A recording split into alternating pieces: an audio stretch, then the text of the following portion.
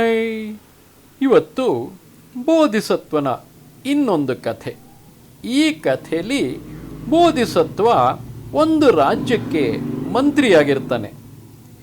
ಆ ರಾಜನ ಹತ್ರ ಒಂದು ಕುದುರೆ ಇರುತ್ತೆ. ಆ ಕುದುರೆ ತುಂಬ ಒಳ್ಳೆ ಜಾತಿ ಕುದುರೆ. ಸಾಮಾನ್ಯಕ್ಕೆ ಯುದ್ಧದಲ್ಲಿ ಯಾವತ್ತೂ ಹೆದರ್ತಿರಲಿಲ್ಲ, ಹಿಂಜರಿತಾ ಇರಲಿಲ್ಲ. ತುಂಬ ಒಳ್ಳೆ ಶ್ರೇಷ್ಠವಾದ ಕುದುರೆ. ಶ್ರೇಷ್ಠವಾದ ಯೋಧರು ಮಾತ್ರ ಅದನ್ನು ಏರಿ ಯುದ್ಧಕ್ಕೆ ಹೋಗ್ತಾ ಇರ್ತಾರೆ. ಯಾರ್ಯಾರು ಅದನ್ನು ಏರಿ ಯುದ್ಧಕ್ಕೆ ಹೋಗಿದ್ರೋ ಅವರೆಲ್ಲ ಯುದ್ಧ ಗೆದ್ದುಕೊಂಡೇ ಬಂದಿರ್ತಾರೆ. ಅಷ್ಟು ಒಳ್ಳೆ ಕುದುರೆ ಅದು. ಅದನ್ನು ನೋಡ್ಕೊಳ್ಳೋದಕ್ಕೆ ರಾಜನ ಹತ್ರ 3-4 ಜನ ಸೇವಕರಿರ್ತಾರೆ. ಅವರು ಪ್ರತಿನಿತ್ಯ ಅದನ್ನು ನದಿಗೆ ಕರ್ಕೊಂಡು ಹೋಗಿ ಅದಕ್ಕೆ ಸ್ನಾನ ಮಾಡಿಸಿ, ಅದಕ್ಕೆ ನೀರು ಕುಡಿಸಿ, ಒಳ್ಳೆ ಮೇವು ತಿನ್ನಿಸಿ, ಅದಕ್ಕೆ ಏನೇನು ಬೇಕೋ ಆಹಾರ ಎಲ್ಲ ಕೊಡ್ತಾ ಅದನ್ನು ಚೆನ್ನಾಗಿ ನೋಡ್ಕೋತಾ ಇರ್ತಾರೆ.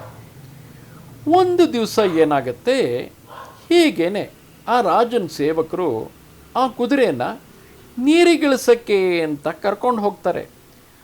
ಆದರೆ ಆ ಕುದುರೆ ಏನು ಮಾಡಿದರೂ ನೀರಿಗೆ ಇಳಿಯಲ್ಲ. ಹೊರಗೆ ಬಂದುಬಿಡ್ತಾ ಇರುತ್ತೆ, ದೂರ ಬಂದುಬಿಡ್ತಾ ಇರುತ್ತೆ. ಅದನ್ನು ನೋಡಿ ಸೇವಕರಿಗೆಲ್ಲ ಚಿಂತೆ ಆಗುತ್ತೆ. ಇದೇನಪ್ಪ, ನೀರಿಗೆ ಇಳಿತಾ ಇಲ್ವಲ್ಲ ಇವತ್ತು ಅಂತ. ಆಗ ಅವರೆಲ್ಲ ರಾಜನ ಹತ್ರ ಬಂದು ದೂರ ಹೇಳ್ತಾರೆ, ರಾಜ, ಇವತ್ತು ನಿಮ್ಮ ಕುದುರೆ ಏನು ಮಾಡಿದರೂ ನೀರಿಗೆ ಇಳಿತಾ ಇಲ್ಲ. ಹೀಗಾದರೆ ನಾವು ಸ್ನಾನ ಹೇಗೆ ಮಾಡಿಸೋದು ಅದಕ್ಕೆ ಅಂತ.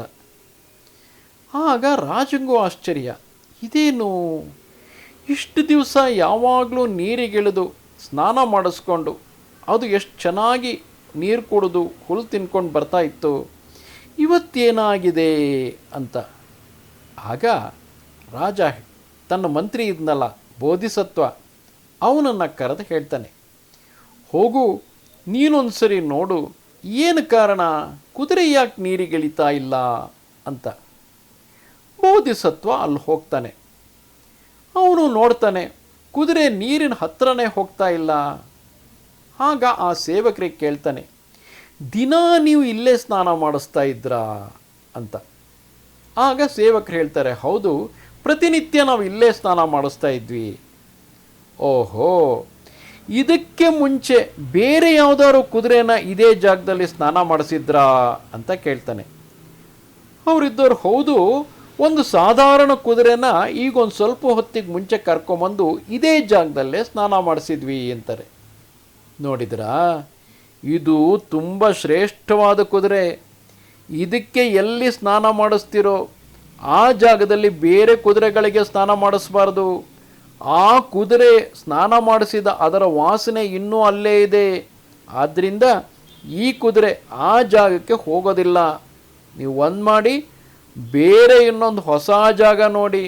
ಅಷ್ಟೇ ಅಲ್ಲ, ಒಂದೇ ಥರ ತಿಂತಾ ಇದ್ದರೆ ಯಾರಿಗೂ ಆಸಕ್ತಿ ಇರಲ್ಲ. ಒಂದೇ ಜಾಗ ಆಸಕ್ತಿ ಹೊರಟೋಗುತ್ತೆ. ಬೇರೆ ಒಂದು ಹೊಸ ಜಾಗಕ್ಕೆ ಹೋಗಿ, ಒಳ್ಳೆ ಹಸಿರು ಹುಲ್ಲಿರುವಂಥ ಜಾಗಕ್ಕೆ ಹೋಗಿ, ಸ್ವಚ್ಛವಾದ ನೀರಿರೋ ಜಾಗಕ್ಕೆ ಹೋಗಿ ಅಲ್ಲಿ ಕುದುರೆಗೆ ಸ್ನಾನ ಮಾಡಿಸಿ, ಅಲ್ಲಿ ಅದಕ್ಕೆ ಮೇವು ತಿನ್ನಿಸಿ ಅಂತ. ಅವರು ಹಾಗೆ ಮಾಡ್ತಾರೆ.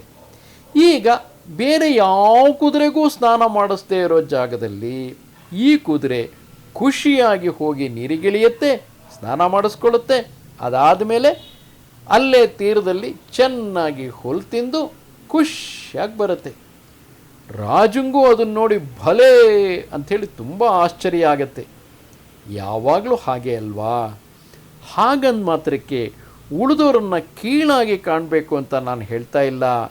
ನೆನ್ಪಿಟ್ಕೋ, ಕೆಲವೊಂದು ಸಲ ಕೆಟ್ಟ ಸಾಧಾರಣ ಅಥವಾ ದಡ್ಡರ ಜೊತೆ ನಾವು ಬೆರೆಯೋಕ್ಕೆ ಹೋದರೆ ನಮ್ಮ ಬುದ್ಧಿವಂತಿಕೆನೂ ಕಡಿಮೆ ಆಗಿಬಿಡುತ್ತೆ, ನಮ್ಮ ಶಕ್ತಿನೂ ಕಡಿಮೆ ಆಗಿಬಿಡುತ್ತೆ.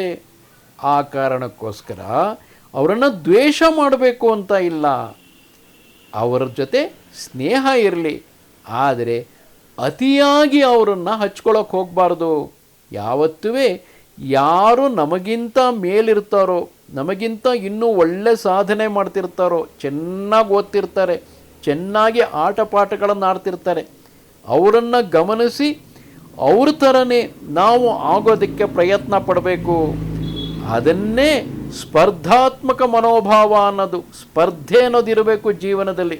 ಆಗ ಮಾತ್ರ ನಾವು ಮುಂದೆ ಬರೋದಕ್ಕೆ ಸಾಧ್ಯ. ಅದಿಲ್ಲದೆ ಯಾರೋ ಒಬ್ಬ ಕಡಿಮೆ ಮಾರ್ಕ್ಸ್ ತೊಗೊಂಡಿರೋರನ್ನು ನೋಡ್ಬಿಟ್ಟು ನಾನು ಹಾಗೆ ಆಗ್ತೀನಿ, ಯಾರೋ ಒಬ್ಬ ಆಟನೇ ಆಡ್ತಾ ಇಲ್ಲ, ಕೂತಿದ್ದಾನೆ ಒಂದು ಮೂಲೆಯಲ್ಲಿ, ಅವನ ಥರನೇ ಆಗ್ತೀನಿ ಅಂತ ಹೋದರೆ ನಾವು ಜೀವನದಲ್ಲಿ ಹೆಂಗೆ ಮುಂದೆ ಬರೋಕ್ಕಾಗತ್ತೆ? ಅದಕ್ಕೋಸ್ಕರ ಯಾರು ಒಳ್ಳೆ ಸಾಧನೆ ಮಾಡ್ತಿರ್ತಾರೋ, ಯಾರು ಒಳ್ಳೆ ಬುದ್ಧಿನ ಕಲ್ತಿರ್ತಾರೋ, ಯಾರು ಆಟ ಪಾಠಗಳಲ್ಲಿ ಚೆನ್ನಾಗಿರ್ತಾರೋ ಅವರನ್ನು ನೋಡಿ ನೋಡಿ ನಮ್ಮ ಜೀವನನೂ ರೂಪಿಸ್ಕೊಳ್ಬೇಕು ಅಲ್ವಾ?